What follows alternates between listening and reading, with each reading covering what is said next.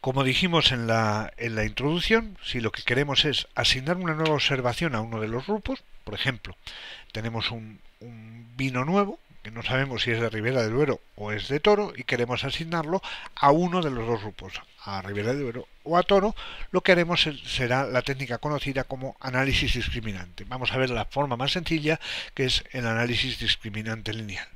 Vamos a ver primero un ejemplo previo con una única variable para que entendamos cuál es el procedimiento. Generalizaremos ese procedimiento para varias variables, y en principio para dos grupos, después para varios grupos, y luego veremos finalmente otros métodos discriminantes. Bueno, supongamos que disponemos de una única variable y que vamos a tener dos grupos. En este caso, la variable es el grado alcohólico y los dos grupos las denominaciones de origen de Ribera, de Duero y de Toro. Si hacemos una representación de esta forma, aquí tenemos el grado alcohólico y aquí tenemos las dos denominaciones, vemos que en general los grados alcohólicos de los vinos de Toro son un poquito mayores para el caso de los vinos de Toro. Hay dos vinos aquí que se cruzan bastante con los de Ribera del Duero, alguno aquí arriba con graduación más alta que parece como los de Toro, pero observemos una cosa. Si no existiera este punto de aquí ni estos dos puntos de aquí, los grados alcohólicos estarían perfectamente separados y, conociendo el grado alcohólico, podríamos conocer cuál es la denominación de origen. En general, la separación no va a ser perfecta para una variable, sino que va a haber cierto solapamiento entre las variables. ¿Cómo podemos hacer una regla de decisión para decidir a partir del grado alcohólico cuál es la denominación de origen?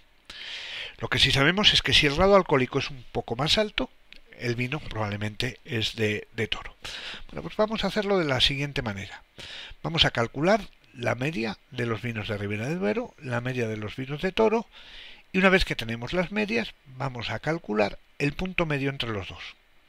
Bueno, pues en este caso, el punto medio entre las dos medias de cada uno de los grupos es 12,763.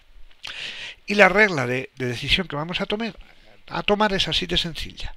Calculamos la media de las medias y si el grado alcohólico es mayor que ese valor, el punto de corte que llamamos C, clasificamos el vino como de Toro. Si es más pequeño, lo clasificamos como de Ribera del Duero. Bueno, pues eso es un análisis discriminante en el caso que tuviéramos una variable. Probablemente estandarizaríamos la variable utilizando la suma de cuadrados o la variabilidad dentro de los grupos, pero el procedimiento es exactamente el mismo. ¿Cómo medimos si la regla de clasificación funciona correctamente o no? Pues calculando simplemente el porcentaje de observaciones bien clasificadas. Podemos hacerlo con una tabla de contingencia de esta forma. De los 34 vinos de Ribera del Duero, 29 se clasifican correctamente y 5 incorrectamente.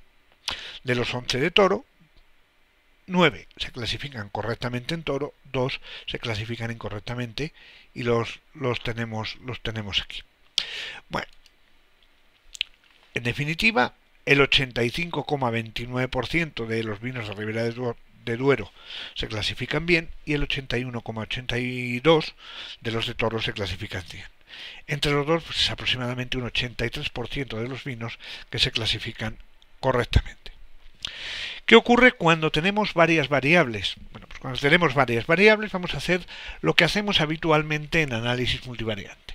Vamos a calcular una combinación lineal de las variables. Una combinación lineal es simplemente un coeficiente por la variable y sumamos para todas las variables. Bueno, pues vamos a calcular aquella combinación lineal que me produce la máxima separación entre grupos.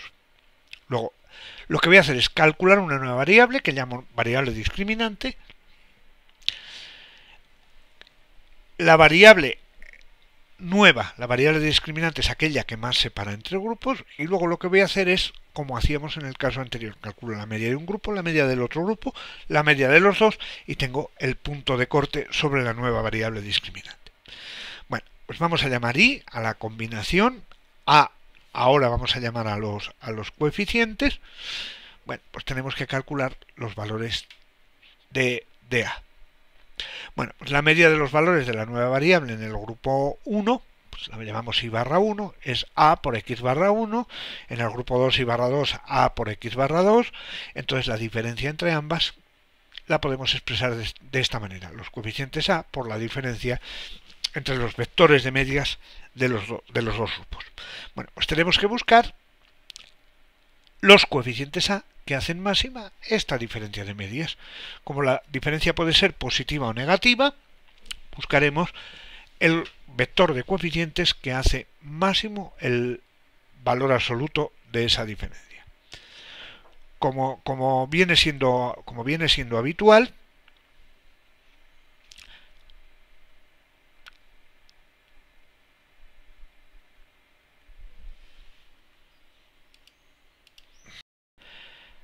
tenemos varias posibles soluciones, ya que si multiplicamos este vector de coeficientes por cualquier constante, seguimos teniendo una solución.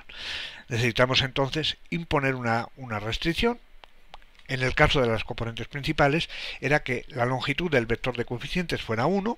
Aquí lo que vamos a hacer es que a traspuesta por S por A igual a 1, S ya sabemos que era la matriz de covarianzas dentro de los grupos. O lo que es lo mismo, la variabilidad dentro de los grupos para la nueva variable es 1. Bueno, si hacemos las cuentas que no especificamos aquí, resulta que el vector de coeficientes viene dado por la inversa de la matriz de covarianzas multiplicado por la diferencia de vectores medios. Y la función discriminante lineal, la variable discriminante es x por a, x por los coeficientes que hemos puesto. ¿Qué hacemos ahora? Calculamos la media en el primer grupo, calculamos la media en el segundo, que lo tenemos aquí, podemos verlo en los apuntes, calculamos el punto medio entre ambos y, bueno, pues si estamos a un lado del punto de corte, clasificamos en el grupo 1, bueno, pues clasificamos si esta cantidad de aquí es mayor que esto, y en el grupo 2 en caso contrario. Bueno, es decir, si el valor de la variable discriminante en el grupo 1 es mayor que el punto medio, grupo 1, y si no, el punto 2. También podemos hacerlo simplemente tomando la diferencia de ambos lados, pasando esto al otro lado, y la regla de clasificación sería que si W, que es simplemente pasar esto a este lado, es mayor que 0, clasificamos en el grupo 1, y si no, en el grupo 2. Vamos a ver la regla de otra forma. Vamos a definir la que denominamos distancia de Mahalanobis, al cuadrado en este caso, entre dos individuos con vectores de observaciones x y z. Bueno, pues la distancia entre x y z, los individuos x y z, se define como x menos z por s menos 1 por x menos z. Obsérvese que si quitamos s menos 1 de aquí, lo que tendríamos sería la distancia euclidia. Bueno, pues si ponemos aquí S-1, a esto se le denomina distancia de Mahalanobis en lugar de la distancia euclidia. Si queremos calcular la del individuo cualquiera al grupo I, pues del individuo X al grupo Y, pues calculamos la distancia del individuo a la media del grupo, la distancia de Mahalanobis, y la distancia entre grupos se calcula como la distancia entre sus centroides, es decir, entre las medias de los grupos. ¿Por qué utilizamos la distancia de Mahalanobis? Bueno, pues la razón es muy simple. La distancia euclidia no tiene en cuenta las relaciones entre las variables y además depende de la escala de las variables. La distancia de Mahalanobis, por el contrario, pues tiene en cuenta las correlaciones entre las variables, utilizando solo la parte no redundante de la información que aporta cada una, y es invariante por transformaciones lineales no singulares, en particular por cambios de escala. Luego, es preferible en este contexto la distancia de Mahalanobis que la distancia euclidia usual, como la utilizábamos en el caso del análisis de componentes principales. Podemos interpretar el análisis discriminante lineal en forma geométrica, de una manera mucho más sencilla que lo que hemos visto anteriormente. La idea es muy simple. Dado un nuevo individuo, calculamos la distancia de Mahalanobis a los dos grupos y asignamos el individuo a aquel grupo cuya distancia sea más pequeña. Es decir, asignamos a la población 1 si la distancia del individuo a la población 1, al centroide de la población 1, es más pequeña que la distancia del individuo a la población 2. o, lo que es lo mismo, si la distancia del individuo a la población 2 menos la distancia del individuo a la población 1 es mayor que 0.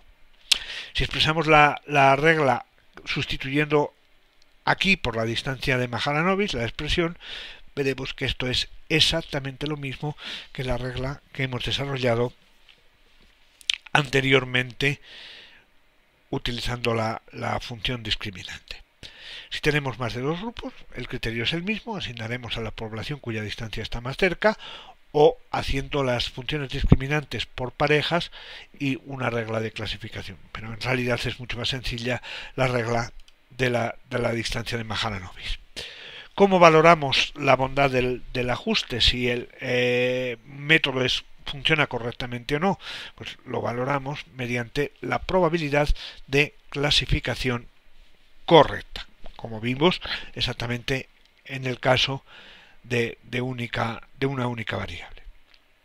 Bueno, implícitamente en todo lo que hemos visto de la parte discriminante lineal estamos suponiendo que las matrices de covarianza son las mismas en los distintos grupos y que las combinamos para obtener la matriz de covarianzas común.